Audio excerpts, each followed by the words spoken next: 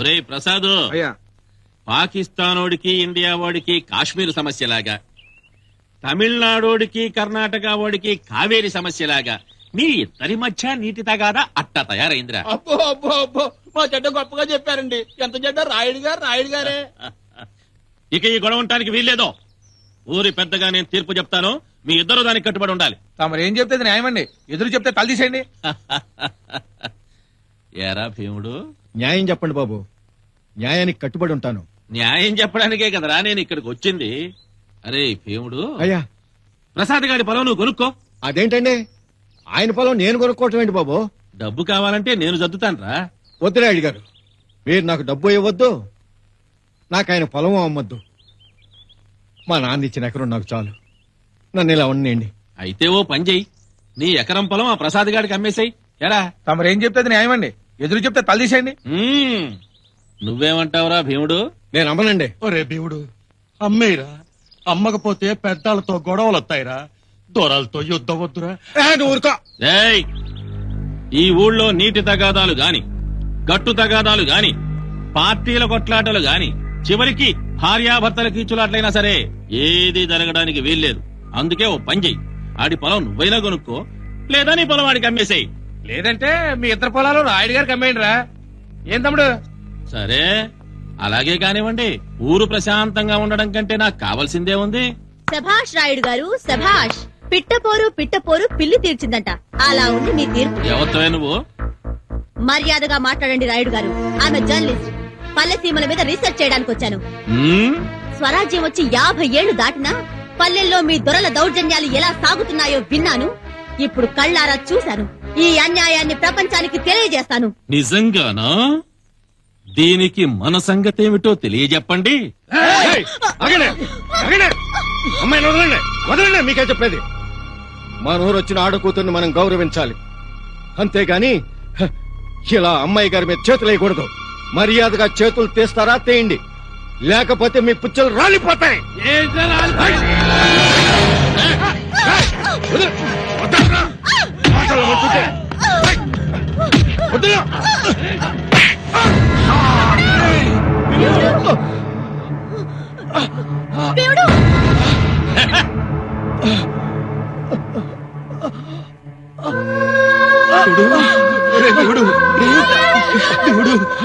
దొరలతో యుద్ధం వద్దురా అంటే విన్నావు కాదు, ఇప్పుడు చూడరా ఏమైందో.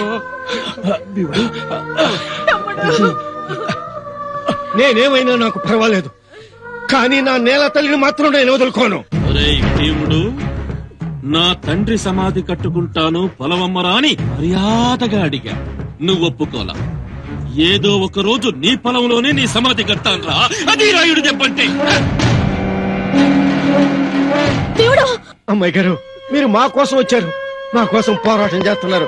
అమ్మాయి గారు థ్యాంక్స్. రక్తం కారుతోంది, తొందరగా హాస్పిటల్ తీసుకెళ్దాం. పదండి.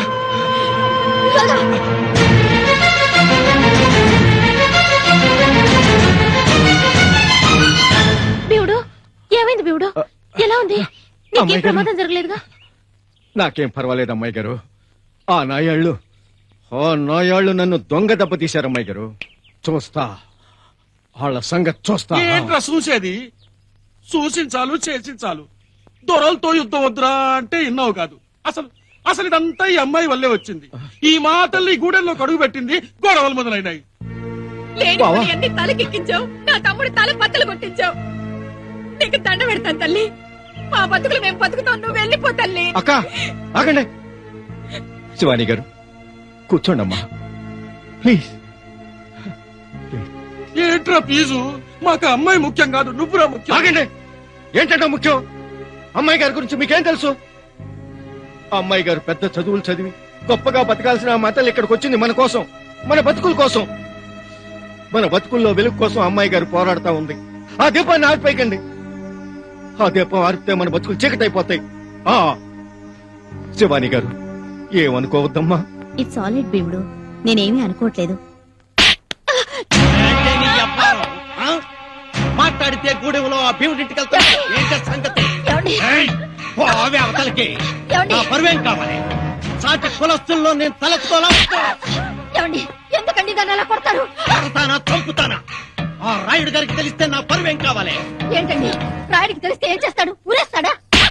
ఏమండి ఊరేస్తాడో ఊరేసుకునేలా చేస్తాడో నీకెందుకు? అమ్మను కొడతాడు. ఏమండి? ఏయ్! ఏయ్! ఇంకోసారి నాకు తెలియకుండా గూడానికి వెళ్ళావని తెలిస్తే ప్రాణం తీసేస్తాను. పోవే లోపలికి. పో!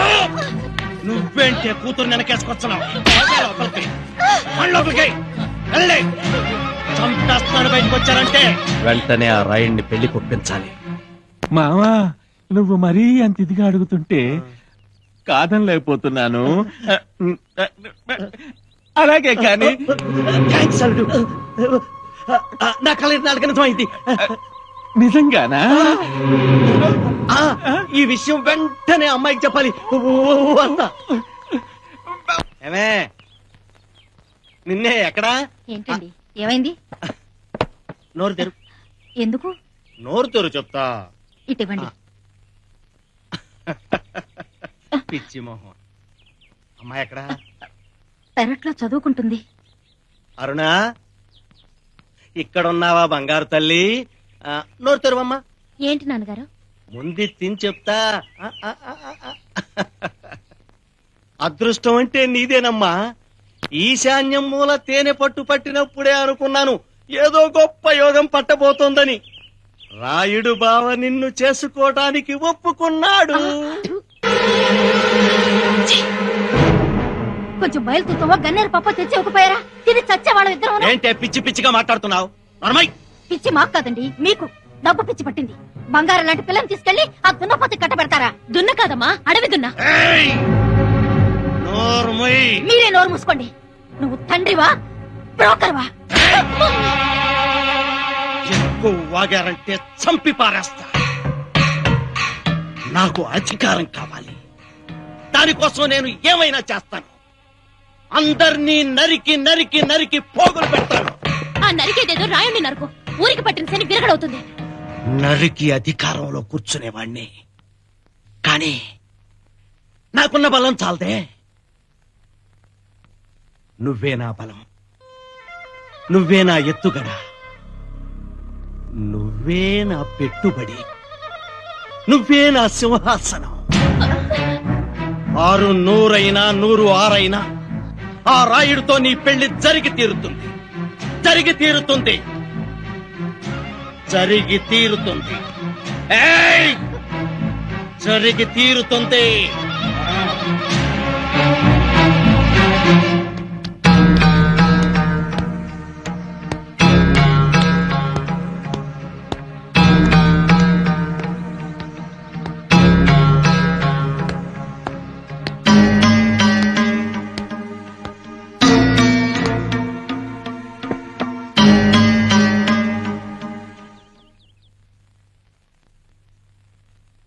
అరుణా అరుణా అరుణా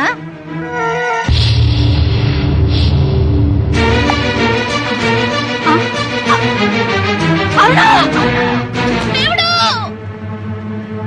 అమ్మా అరుణా అమ్మా అరుణా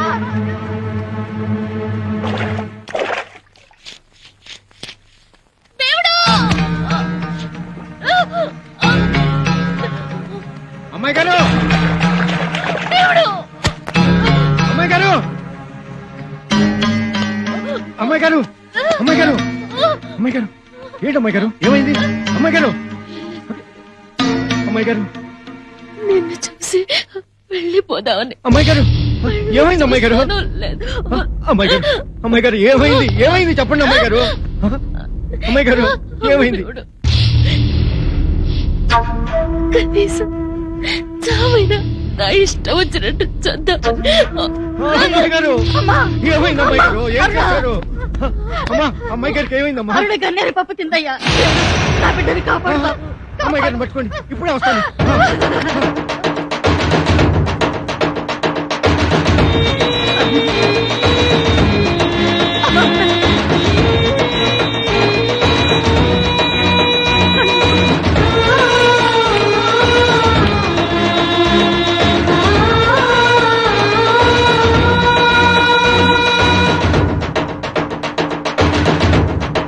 అమ్మగారు ఏం పర్లేదు.